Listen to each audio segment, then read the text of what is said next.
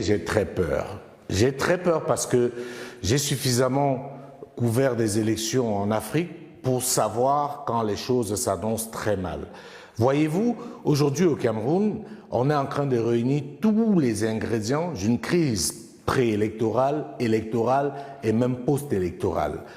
Vous ne pouvez pas vous expliquer que pour la publication des candidats retenus à une élection présidentielle, les deux principales villes du pays soient entièrement militarisées. On se croirait en état de siège. Si tout ce qui se passait à Elekam était logique, était légal, était légitime, pourquoi le gouvernement actuel avait besoin de militariser la ville? Pourquoi le ministre de l'administration territoriale a besoin d'intimider les Camerounais, de faire peur aux gens?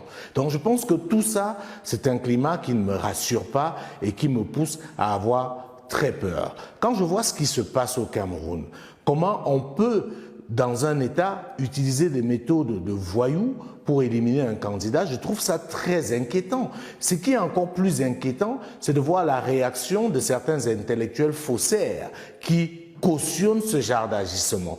Je pense que nous avons, comme j'aime souvent le dire, un grand pays. Et ce grand pays attend de nous de la grandeur. Et la grandeur, c'est quelque chose qui commande à être du côté de la loi, du côté de la justice et de combattre toute forme d'injustice. Or, au Cameroun, visiblement, comme je l'ai dit dans l'une de mes chroniques, nous avons choisi de vivre dans le mensonge. Et comme le disait fort à propos le philosophe de regrettée mémoire Fabien Ebousi-Boulaga, un peuple qui se ment est condamné à vivre dans le chaos.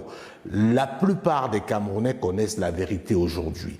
Tous ceux que vous voyez sur les plateaux de télévision dire des choses auxquelles ils ne croient pas savent très bien que le rejet de la candidature de Maurice Kamto est une injustice et ne repose sur aucun fait, du moins juridique. Mais ils font semblant de ne pas le savoir et je pense que tout cela amène à être très inquiet.